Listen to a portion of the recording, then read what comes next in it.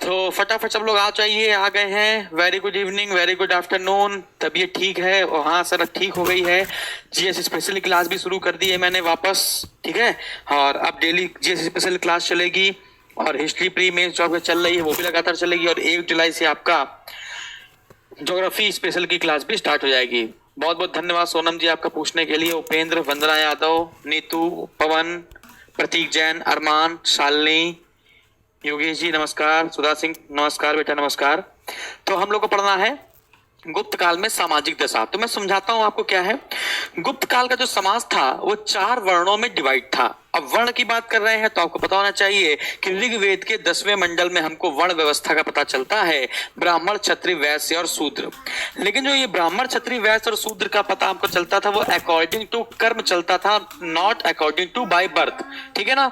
तो जन्म के अनुसार हम लोग वर्ण व्यवस्था डिसाइड नहीं करते थे, कर्म के अनुसार डिसाइड करते थे। मतलब आप जैसा काम करेंगे आपका वर्ण उसी के हिसाब से तय किया जाएगा। यदि आप राजा हैं तो आप क्षत्रिय हैं, जिसने आपको राजा बनाया है वो ब्राह्मण है, और जो व्यापारी है वो वैश्य है, और जो इन सब की सेवा करेगा वो शूद्र होगा। तो वर्ण व्यवस्था का पता हमको वाराह विमीर की बृहत संहिता से पता चलता है ना। चाणक्य ने भी वर्ण व्यवस्था का जिक्र किया था। तो गुप्तकालीन समाज जो था वो 4 वर्णों में बटा हुआ था। समाज में ब्राह्मणों का स्थान सबसे ऊंचा था, उसके नीचे क्षत्रिय होगा, वैश्य होगा तीसरा, और चौथा होगा शूद्र होगा। शूद्रों का कर्तव्य क्या होगा? अपने से उच्च वर्णों की सेवा करना। वाराह मिहिर ने अपनी किताब बृहत संहिता में चारों वर्णों के लिए अलग अलग बस्तियों के बारे में बताया है कि ब्राह्मण अलग बस्ती में रहेंगे, क्षत्रिय अलग बस्ती में रहेंगे, वैश्य अलग बस्ती में और शूद्र अलग बस्ती में रहेंगे। वर्तमान में चल रहा होता आप सुनते होंगे वो पंडितों का मोहल्ला है, वो शूद्रों का मोहल्ला है, वो खटिकों का मोहल्ला है, तो वो गड़रियों का मोहल्ला है, वो कुर्मियों का मोहल्ला है। इस प्रकार से आपने सुना होगा ना। हाँ, तो सबकी व्यवस्था क्या थी भैया? सबकी बस्तियां अलग अलग थी। वाराह मिहिर ने बृहत संहिता में कहा है कि अगर आप ब्राह्मण हैं तो आपके घर में कम से कम 5 कमरे होने चाहिए, क्षत्रियों के घर में 4 कमरे होने चाहिए, वैश्यों के घर में 3 कमरे होने चाहिए, और शूद्रों के घर में 2 कमरे होने चाहिए, ठीक है ना। तो क्या बताया हमने आपको? ब्राह्मणों के घर में 5, 4, फिर 3 और फिर 2, ठीक है ना। इतनी बात क्लियर है? अच्छा, हम लोग न्याय व्यवस्था की बात की जाए तो न्याय व्यवस्था में भी वर्ण भेद बने रहे, ठीक है। न्याय व्यवस्था में भी वर्ण भेद जो थे वो बने रहे। वर्ण भेद का मतलब आप समझ रहे हैं कि ब्राह्मण जो होगा उसको सजा नहीं दी जाएगी, जो क्षत्रिय होगा उसको कम सजा दी जाएगी। मतलब सबसे जो सजा है वो किसको दी जाएगी बेटा? शूद्रों को दी जाएगी। न्याय संहिताओं में कहा गया कि ब्राह्मण की जो परीक्षा है वो तराजू से लेनी चाहिए, मतलब तुला से। यानी ब्राह्मणों की परीक्षा तुला से लेनी चाहिए, क्षत्रियों की परीक्षा अग्नि से चला कर लेना चाहिए, वैश्य की परीक्षा जल से लेनी चाहिए, और शूद्र की परीक्षा विष से लेनी चाहिए, ठीक है। बृहस्पति ऋषि मुनि बृहस्पति के अनुसार सभी वर्णों से मतलब कि ब्राह्मण, क्षत्रिय और वैश्य, शूद्र से सभी परीक्षाएं कराई जा सकती हैं, लेकिन ब्राह्मण की परीक्षा विष से नहीं करानी है। याद रखिएगा, ब्राह्मण की परीक्षा विष से नहीं करानी है। आप ब्राह्मण परीक्षा तुला से करा सकते हैं, ब्राह्मण की परीक्षा जल से करा सकते हैं, ब्राह्मण परीक्षा अग्नि से करा सकते हैं, लेकिन जो निम्न वर्ण शूद्र है, शूद्र की परीक्षा कभी भी आप ब्राह्मण की तुलना से नहीं की जा सकती है। शूद्र की आप तुलना ब्राह्मण से नहीं कर सकते हैं। बात क्लियर है भाई? अच्छा, एक विद्वान है जिनका नाम है कात्यायन। क्या नाम है भैया? कात्यायन। तो कात्यायन ने कहा कि यदि कोई मुकदमा चल रहा है, यदि ब्राह्मण के विरोध में कोई मुकदमा चल रहा है, तो उसके खिलाफ अगर आपको गवाही देनी है या उसके पक्ष में आपको गवाही देनी है, तो गवाही हमेशा बराबर वर्णों के में होना चाहिए, और विरोध भी हमेशा बराबर वर्णों में ही होना चाहिए। मतलब क्या है कि ब्राह्मण के विरुद्ध गवाही शूद्र नहीं दे सकते थे, ब्राह्मण के विरुद्ध गवाही क्षत्रिय नहीं दे सकते थे, ब्राह्मण के विरुद्ध गवाही वैश्य नहीं दे सकते थे, या क्षत्रिय के विरुद्ध गवाही वैश्य नहीं दे सकते थे और शूद्र नहीं दे सकते थे, लेकिन क्षत्रिय के विरुद्ध गवाही ब्राह्मण दे सकते थे। मतलब हमेशा जो गवाही है या मुकदमा कोई चल रहा है तो गवाही है, विरोध है, पक्ष है, विपक्ष है, इनकी जो सुनवाई है वो हमेशा अपने से उच्च वर्ण के लिए ही की जाएगी, ना कि निम्न वर्ण के लिए। क्लियर भाई? ओके, ठीक है। दंड व्यवस्था की अगर बात की जाए तो दंड व्यवस्था भी जैसे न्याय व्यवस्था वर्ण व्यवस्था पर आधारित थी, वैसे दंड व्यवस्था भी वर्ण व्यवस्था पर ही आधारित थी। नारद स्मृति से हमको पता चलता है कि यदि ब्राह्मण चोरी करता है तो उसको अपराध सबसे ज्यादा मिलना चाहिए, क्योंकि वो विद्वान है, और अगर वो विद्वान है और उसने अगर अपराध किया है, जानबूझकर किया है, तो वो पाप है। तो चोरी करने पर सबसे ज्यादा सजा किसको मिलेगी? ब्राह्मण को। और सबसे कम सजा किसको मिलेगी? शूद्र को। विष्णु स्मृति में हत्या के पाप के लिए अगर ब्राह्मण हत्या कर देता है, या क्षत्रिय हत्या कर देता है, या वैश्य हत्या कर देता है, या शूद्र हत्या कर देता है, ठीक है, तो यदि किसी व्यक्ति ने हत्या कर दी, मान लीजिए विष्णु स्मृति पर बता रहे हैं, मान लीजिए कि ब्राह्मण ने हत्या कर दी, तो अगर ब्राह्मण ने हत्या कर दी किसी व्यक्ति की, तो उसको कम से कम 12 साल का पश्चाताप करना पड़ेगा, या तपस्या करनी पड़ेगी, या महाव्रत रखना पड़ेगा। अगर क्षत्रिय ने कोई हत्या कर दी है तो उसको 9 साल का तप करना पड़ेगा, वैश्य ने कोई हत्या कर दी है तो 6 साल का, और अगर शूद्र ने कर दी है तो 3 वर्ष का महाव्रत उसको रखना पड़ेगा। बात समझ आ रही है? अच्छा, अगर यहां तक आपको बात समझ में आ रही तो फटाफट सर बोलो बेटा। जी सर, जी सर।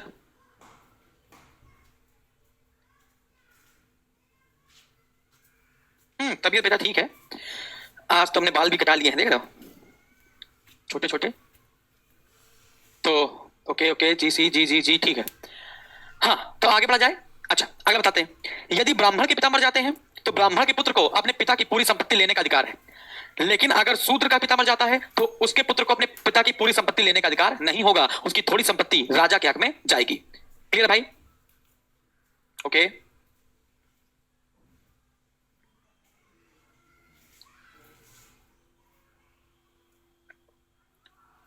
सब कुछ सही है, सब कुछ सही है, ठीक है।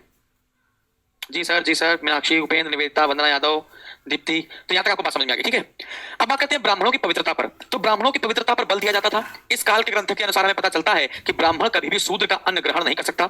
यदि ब्राह्मण शूद्र का अन्न ग्रहण करता है तो उसका आध्यात्मिक बल घटता है। आध्यात्मिक बल का मतलब है उसकी मन की शुद्धता घटती है, उसके जो कर्म होते हैं वो अकर्म या निकर्म में बदलते चले जाते हैं। याज्ञवल्क्य ऋषि के अनुसार स्नातकों को शूद्रों और पतितों का अन्न नहीं खाना चाहिए। स्नातक समझ रहे हो? स्नातक मतलब जो पढ़ा लिखा विद्वान है, ठीक है ना। स्नातकों को शूद्रों और पतितों मतलब कि निम्न वर्णों का अन्न नहीं खाना चाहिए। बृहस्पति ने संकट में ब्राह्मणों को, दासों और शूद्रों को अन्न खाने की अनुमति दी है। यदि अकाल पड़ जाता है, सूखा पड़ जाता है, तो या बृहस्पति ऋषि मुनि कहते हैं कि अगर अकाल पड़ जाता है, सूखा पड़ जाता है, यदि कोई ब्राह्मण संकट अवस्था फंसा हुआ है, तब वो क्या कर सकता है? शूद्रों का या निम्न वर्ण के लोगों का अन्न ग्रहण कर सकता है।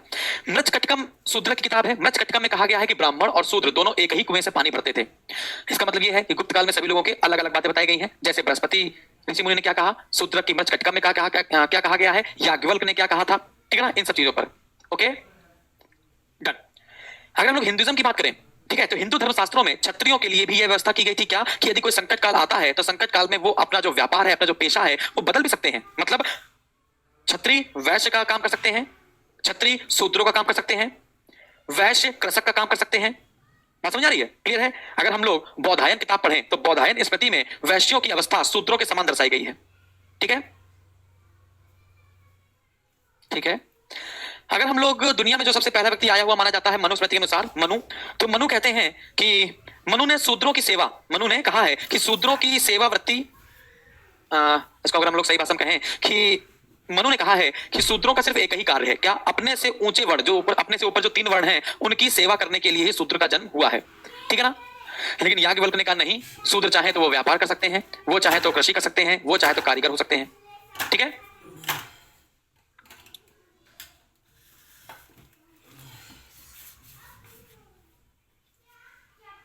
क्लियर क्लियर श्रेया जी, ओके।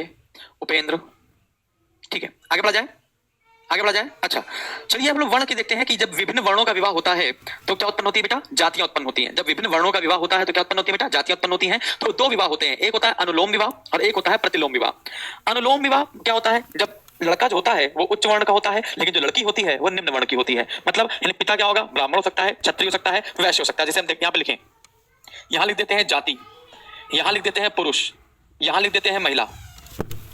मान लिया पुरुष ब्राह्मण है तो ब्राह्मण का विवाह हो गया क्षत्रिय में। किसमें मान लेते हैं? क्षत्रिय में। फिर ब्राह्मण वैश्य में, फिर ब्राह्मण शूद्र में, फिर क्षत्रिय वैश्य में, फिर क्षत्रिय शूद्र में, फिर वैश्य शूद्र में।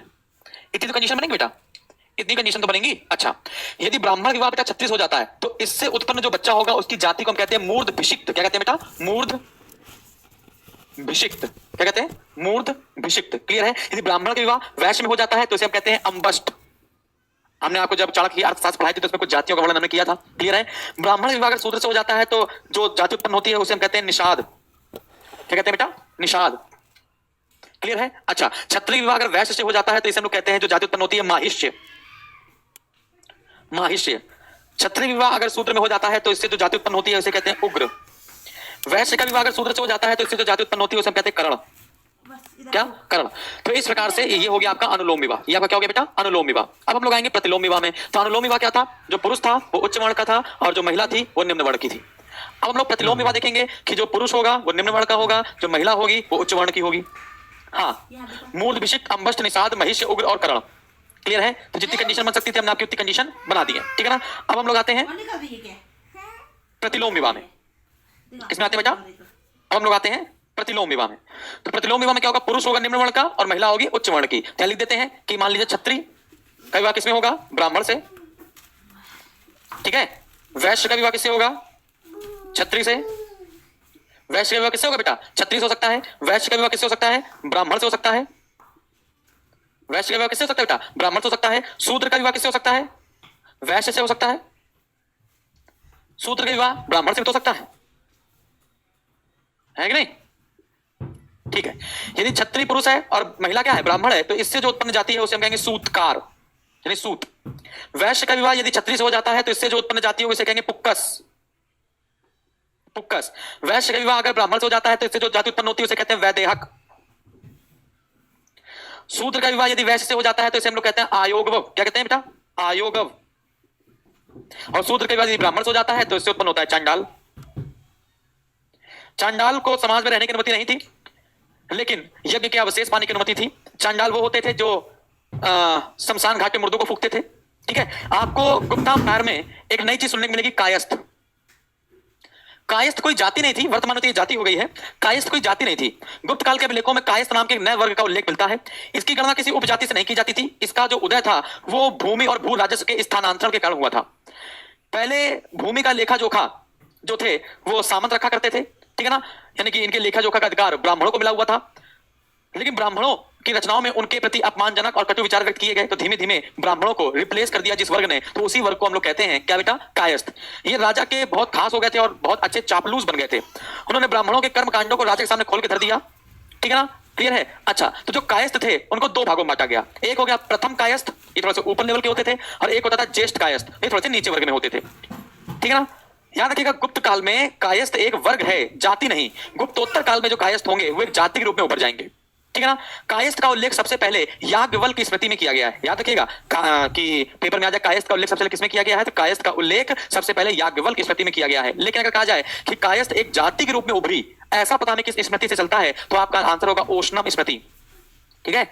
तो याज्ञवल्क्य जो स्मृति है ये इसको एक वर्ग के रूप में देखती है, जबकि कायस्थ का एक जाति के रूप में उदय बताती है ओशनम स्मृति, ओशनम स्मृति। क्लियर है बेटा, डन।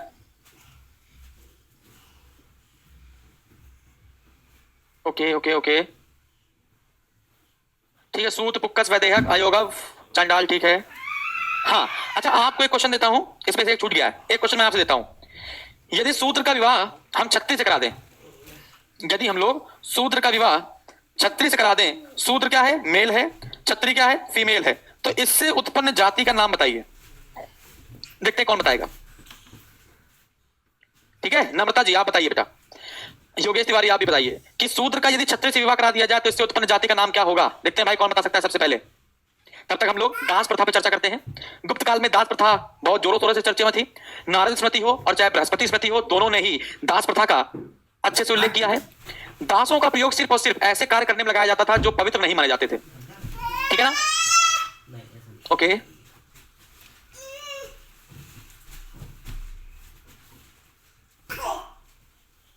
ठीक।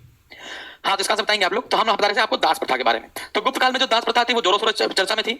आप जान रहे हैं कि जब सब कुछ वर्ण व्यवस्था पे आधारित है तो दास प्रथा भी क्या होगी, वर्ण व्यवस्था पे आधारित होगी। नारद स्मृति, बृहस्पति स्मृति से हमको साफ साफ पता चलता है कि जो दास है उनका काम सिर्फ अपवित्र कार्य करना होता था, सफाई करना होता था, है ना, और जैसे नाली साफ करना और गंदगी हटाना, इन सब का कार्य करते थे, है ना। अब वर्ण व्यवस्था के हिसाब से दास लगाए जाएंगे। ब्राह्मण कभी दास नहीं हो सकते। दास का काम हमेशा शूद्रों तक ही सीमित होता था। क्लियर भाई, दास का काम हमेशा क्या था भैया, शूद्रों तक ही सीमित हुआ करता था। गुप्त काल में दासियों के अस्तित्व का भी प्रमाण मिलता है। अमरकोश में दासी सभम यानी कि दासियों का दल एक शब्द आया है। यानी कोई दासी अपने स्वामी के पुत्र को जन्म देती थी तो वह स्वतंत्र हो जाती थी। याद रखिएगा, कोई दासी यदि अपने स्वामी के पुत्र को जन्म देती थी तो वह क्या हो जाती थी, स्वतंत्र हो जाती थी। मतलब औरत अब स्वतंत्र हो गई और उसका जो बच्चा था वो अब क्या हो जाता था बेटा, दास हो जाता था, ठीक है। नारद स्मृति में टोटल 15 प्रकार के दास बताए गए हैं। इसी तरह विज्ञानेश्वर नाम की किताब में भी 15 प्रकार के दासों का उल्लेख किया गया है। दास मुक्ति के लिए एक अनुष्ठान किया जाता था, यज्ञ किया जाता था। यदि कोई दास मुक्त होना चाहता था तो वो अनुष्ठान करता था। अनुष्ठान करने के लिए उसको सबको खाना खिलाना पड़ता था और दास के पास इतनी हिम्मत नहीं होती थी कि वो सबको खाना खिलाए, पूरे गांव वालों को खाना खिलाए। लेकिन दास मुक्ति के लिए अनुष्ठान किया जाता था, ऐसा भी आपको नारद स्मृति से पता चलता है, ठीक है ना। अगर हम लोग नारद स्मृति की बात करा जाए तो उसमें टोटल 15 प्रकार के दास बताए गए हैं। जैसे पहला जो दास है उसको कहते हैं ध्वजाहत। तो ध्वजाहत जो है बताया हमने आपको दास में, जो 9 प्रकार के दास बताए थे चाणक्य के अर्थशास्त्र में, ठीक उसी प्रकार से होंगे 15 प्रकार के दास। बात करते हैं अगर हम लोग ध्वजाहत की, तो ध्वजाहत मतलब होता है युद्ध में बंदी बनाया गया दास। क्या भैया, ध्वजाहत। यानी कि युद्ध में बंदी बनाया गया दास। अब बात करेंगे भक्त दास। अकाल जब पड़ जाए या सूखा पड़ जाए, तो अकाल या सूखा पड़ने के समय एक ऐसा व्यक्ति जो खुद आपका दास बनने के लिए तैयार हो भोजन के लिए, है ना, तो भोजन प्राप्ति के लिए बनाया गया दास को हम कहते हैं भक्त दास। ठीक है, भोजन प्राप्ति के लिए बने जाने वाले दास को क्या कहते हैं भैया? भक्त दास। फिर है ग्राहज, घर में ही दासी से उत्पन्न दास, घर में ही दासी से उत्पन्न दास, ठीक है ना। दत्रिम या क्रीत, क्रीत मतलब क्रय किया हुआ दास, मतलब खरीदा हुआ दास, लेकिन दत्रिम माता पिता या सगे संबंधियों द्वारा दिया गया दास। पैतृक, पिता की परंपरा से प्राप्त दास। दंडवास, दंड के स्वरूप बनाया गया दास। आहितक, धरोहर रखा गया दास या गिरवी रखा गया दास। ऋण दास, ऋण ना चुका जाने से, मतलब पैसा दिया ऋण नहीं चुका पाया तो ऋण ना चुका सकने पर बना जाने वाला दास। जुआ में जीते जाने वाला दास। दासी से विवाह करने के कारण बना हुआ दास। निर्धारित समय के लिए बना हुआ दास। चोर डाकुओं द्वारा बेचा हुआ दास। संन्यास छोड़कर गृहस्थ आश्रम में प्रविष्ट होने वाला व्यक्ति भी दास कहलाता था। खुद को बेचकर बनाया जाने वाला दास, यानी स्वयं को बेचने वाला दास। तो इस प्रकार से टोटल हमको 15 दासों का उल्लेख नारद स्मृति से पता चलता है। ठीक है बेटा,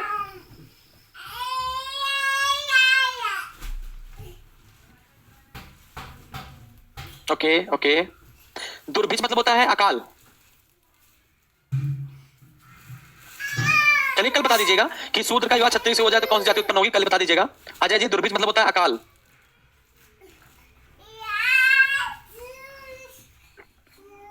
ओके, तो ये हमने आपको पेपर में आकर नारद स्मृति के अनुसार दासों की संख्या कितनी है तो आपको बताना है 15 और 15 प्रकार के दासों का उल्लेख कर देना है। एक बार मैं फिर बताता हूं। ध्वजाहत, युद्ध में बंदी बनाया गया दास। भक्त दास, दुर्भिक्ष या अकाल के समय भोजन प्राप्ति किया, तुम हमें भोजन तो हम तुम्हारा काम कर देंगे, उस दास को कहते हैं भक्त दास। ग्रहज क्या है? घर में दासी से उत्पन्न हुआ दास। क्रीत मतलब खरीदा हुआ दास। दत्रिम मतलब माता पिता या सगे संबंधियों द्वारा दे दिया गया दास। पैतृक, पिता की परंपरा के अनुसार बना दास, मतलब पिता दास थे तो बेटा भी दास बन गया। दंड दास, दंड स्वरूप बनाया गया दास, दंड दे दिया गया कि अब तुम मेरा काम करते रहोगे या फिर किसी और का काम करते रहोगे। अहितक, धरोहर के रूप में रखा गया दास, यानी कि आपके पापा ने हमसे पैसा लिया लेकिन आपके पापा पैसा चुका नहीं पाए तो तुमको भेज दिया तो तुम मेरे दास बन गए, ऐसा। ऋण दास क्या है कि तुमने हमसे पैसा लिया था, तुमने चुका पाया तो तुम हमारे दास बन गए। जुए में जीता गया दास। दासी से विवाह करने के कारण बना हुआ दास। निर्धारित समय के लिए बना हुआ दास। चोर डाकुओं द्वारा बेचा गया दास। संन्यास छोड़कर गृहस्थ अवस्था में प्रवेश करने वाला दास। स्वयं को बेच कर बनने वाला दास। तो टोटल 15 प्रकार के दासों की बात यहां पर हमने आपसे कर दी है बेटा। ओके, ठीक है, आगे बढ़ा जाए। ठीक, गुप्त काल में जो दास प्रथा थी वो थोड़ा सा शिथिलता में आ गई थी, मतलब थोड़ा सा कम हो गई थी। तो यहां पर हमने दासों की बात करी। अब थोड़ी सी बात कर लेते हैं स्त्रियों के बारे में। स्त्रियों की दशा की बात की जाए तो गुप्त काल में स्त्रियों की दशा में थोड़ी सी गिरावट आई। उनका थोड़ा सा अपमान आपको ज्यादा देखने को मिलेगा। इसका मुख्य कारण यह था कि उनका उपनयन संस्कार बंद कर दिया गया। उपनयन संस्कार मतलब उनको पढ़ाई लिखाई बंद कर दी गई, गुरु के पास भेजना बंद कर दिया गया। बचपन में ही विवाह करना शुरू कर दिया गया था। पर्दा प्रथा आ गई थी। सती प्रथा का प्रचलन हो गया था। इस काल में स्त्रियां जो थी वो जन्म से मृत्यु तक पुरुष के नियंत्रण में रखने के लिए निर्देशित की गई थी कि पत्नियों का जन्म या महिला का जन्म पुरुष की देखरेख के लिए या पुरुष की सेवा करने के लिए या पुरुष की इच्छा पूरी करने के लिए ही हुआ है, तो उसको हमेशा खुश रखें। ठीक है ना। अगर बचपन में विवाह हो जाएगा तो महिलाओं की शिक्षा में फर्क तो पड़ेगा ही पड़ेगा, उनको शिक्षा मिल नहीं पाएगी। ठीक है।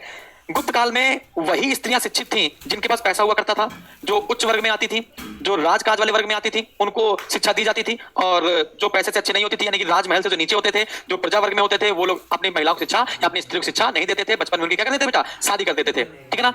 राजशेखर की एक किताब है काव्य मीमांसा, उसके अनुसार जो स्त्रियां, कुछ स्त्रियां कवित्री हुआ करती थी। कालिदास ने अपना एक नाटक लिखा अभिज्ञान शकुंतलम। अभिज्ञान शकुंतलम में अनुसुईया को इतिहास का ज्ञाता कहा है। अमर कोश में शिक्षिकाओं के लिए उपाध्याय और आचार्य शब्द का प्रयोग भी किया गया है। गुप्त काल में पर्दा प्रथा आई चुकी थी। भानुगुप्त के एरण अभिलेख से हमको 510 ईस्वी में सती प्रथा का पता भी चल जाता है। चंद्रगुप्त विक्रमादित्य के दरबार में चीनी यात्री फाहयान आया था। और आगे गुप्तोत्तर काल में हर्षवर्धन के समय ह्वेनसांग आएगा। लेकिन ह्वेनसांग की किताब पढ़ेंगे सी यू की, और फाहयान की किताब पढ़ें फो यू की। तो फो यू की और सी यू की में कहीं पर भी स्त्री के लिए पर्दा प्रथा का उल्लेख तो इन लोगों ने किया ही नहीं है। ये बात आपको याद रखनी है कि क्या चीनी यात्रियों ने पर्दा प्रथा का उल्लेख किया है, तो आपका आंसर आएगा नहीं। क्लियर है। अच्छा, हर्ष की मम्मी का नाम था, हर्ष की मां का नाम था यशोमती। हर्ष की मां यशोमती, हर्षवर्धन के पिताजी का नाम था प्रभाकर वर्धन। हर्षवर्धन के पिताजी का नाम था प्रभाकर वर्धन।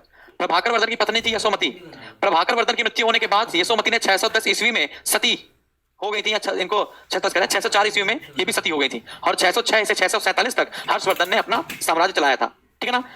जरूरी नहीं है कि सती ही सबको कर दिया जाएगा। यदि आप उच्च वर्ग में शामिल हैं तो आपको सती नहीं किया जाएगा, लेकिन आप विधवा के रूप में जीवन जिएंगी, श्वेत वस्त्र धारण करेंगी और जीवन भर ब्रह्मचर्य का पालन करेंगी। आपका विधवा का विवाह नहीं किया जाता था। बृहस्पति के अनुसार, ऋषि मुनि बृहस्पति के अनुसार पति के मरने पर जो पतिव्रता साध्वी निष्ठा का पालन करती है वह सब पापों को छोड़कर पति लोक को प्राप्त होती है।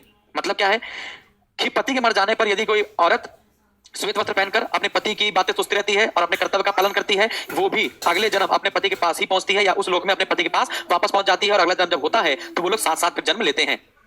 ठीक है ना? अच्छा, अगर वैश्याओं की बात की जाए तो काम सूत्र में गणिकाओं को, वैश्या मतलब होता है गणिका बेटा, ठीक है ना? अच्छा, कि अगर हम लोग वैश्याओं को गणिका कहेंगे, यहां तकिएगा, तो हाँ, गुप्त काल में गणिकाओं की मांग थोड़ी सी ज्यादा थी। कामसूत्र जिसका रचयिता वात्स्यायन है, तो वात्स्यायन ने कामसूत्र में लिखा है कि गुप्त काल में गणिकाओं की मांग अन्य राज्यों की तुलना में गुप्त काल में ज्यादा थी। विशाख दत्त के मुद्रा राक्षस में लिखा गया है कि जब भी कोई उत्सव या रंगारंग कार्यक्रम होता था तो जब तक वैश्याएं सड़क पर आकर नाचती नहीं थी, है ना, जो भी उस उत्सव में शामिल होता था उनको यदि खुश नहीं करती थी, ठीक है, तो वो पार्टी या वो उत्सव हमेशा खराब माना जाता था। देवदासियों का भी एक वर्ग था। देवदासी हमेशा मंदिर में रहा करती थी, ये गाना गाया करती थी और हमेशा देवताओं की प्रशंसा में ही लगी रहती थी। ठीक है, देवदासियों में जो मंदिर में तैयार काम करती हैं, ठीक है ना। उज्जैन के महाकाल मंदिर में देवदासियों का सबसे बड़ा समूह रहा करता था गुप्त काल में। हाँ, तो यहां तक आपको बात समझ आई? जल्दी बताओ। ठीक है, अगर हम लोग बात करें कि पति के मर जाने पर, याज्ञवल्क्य की स्मृति में लिखा हुआ है क्या कि पति के मर जाने पर पति की जो संपत्ति होती है उस पर जो अधिकार होता है वो उसके पुत्र का होता है। लेकिन यदि पुत्र या पुत्री नहीं है तो उस पर उसकी संपत्ति का अधिकार उसकी पत्नी का हो जाएगा। यदि वो विधवा हो जाती है, यानी कि यदि वो सती नहीं होती है, तो पत्नी को ही अपने पति की संपत्ति का अधिकारी बताया गया है। यानी कब? लेकिन जब पुरुष यानी कि पुत्र नहीं होगा। क्लियर है? और मतलब कहने का ये है, मार्कर लाइए। जैसे मान लीजिए हस्बैंड है, वाइफ है, सन है और डॉटर है। हस्बैंड मर गया तो इसकी संपत्ति का अधिकार सन को जाएगा, लेकिन सन नहीं है तो वाइफ को जाएगा, और वाइफ नहीं है तब डॉटर को जाएगा। मतलब जो पुत्री है ना, उसका स्थान पत्नी के बाद आता है, यानी पुत्र का स्थान सबसे पहले आएगा अपने पिता की संपत्ति पे। ठीक है ना? अच्छा, क्लियर है? मतलब कि बृहस्पति और नारद स्मृति दोनों में पुत्र और पुत्री को बराबर का सम्मान दिया गया है। ठीक है? अच्छा, लेकिन अगर आप कहें कि हस्बैंड था, पुत्र पुत्री नहीं थे, हस्बैंड मर गया, पत्नी सती हो गई, तो उसकी जितनी भी संपत्ति होगी वो सब राज्य के कल्याण के लिए लगाई जाएगी। होगा भैया, राज्य के कल्याण के लिए लगाई जाएगी। ठीक है? अच्छा, मान लीजिए कि हस्बैंड मर गया, बच्चे नहीं थे या बच्चे थे लेकिन हस्बैंड में संपत्ति नहीं थी, तो इस विधवा और इनके बच्चे का लालन पोषण करने का अधिकार किसका होगा बेटा? राजा का होगा। ठीक है? तो विधवा का पालन पोषण किसका अधिकार होता है बेटा? राजा का होता है। और यही चीज सनातन धर्म या हिंदुइज्म में भी बताई गई है।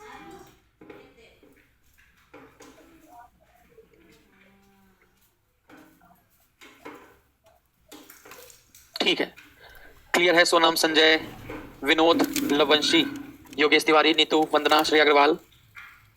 ओके, तो यहां पर हम लोगों ने गुप्त काल की सामाजिक दशा को पढ़ने की कोशिश करी और यहां पर हमने आपको दासों के बारे में बताया, ब्राह्मण, क्षत्रिय, वैश्य, शूद्रों के बारे में बताया। ठीक है? दासियों के बारे में बताया,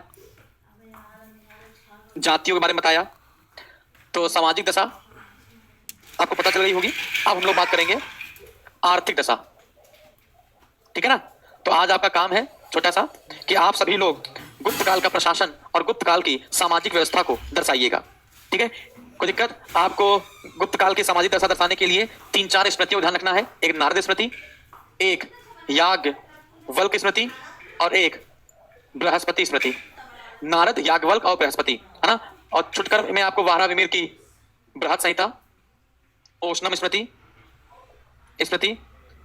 कात्यायन विद्वान, कामसूत्र, मुद्रा राक्षस यानी विशाख दत्त की मुद्रा राक्षस, कुछ इन प्रकार की ग्रंथों का सहारा लेना पड़ेगा। ठीक है बेटा? ओके, मैं आपसे क्वेश्चन पूछता हूं, किस स्मृति में कहा गया कि पति के मर जाने पर यदि पत्नी पतिव्रता के रूप में अपने कर्तव्य का पालन करती है तो उसको अपने पति के साथ दोबारा मिल जाता है या फिर वो सभी पापों को छोड़कर पति लोक को प्राप्त हो जाती है? बताइए किस स्मृति में कहा गया ये स्टेटमेंट? बेटा योगेश जी पूरे फुल फॉर्म लिखना, जितना भी मैंने बताया वो पूरा लिखना आपको है। ठीक है ना? हमेशा लॉन्ग क्वेश्चन लिखने की कोशिश किया करो, शॉर्ट क्वेश्चन लिखने की कोशिश मत किया करो।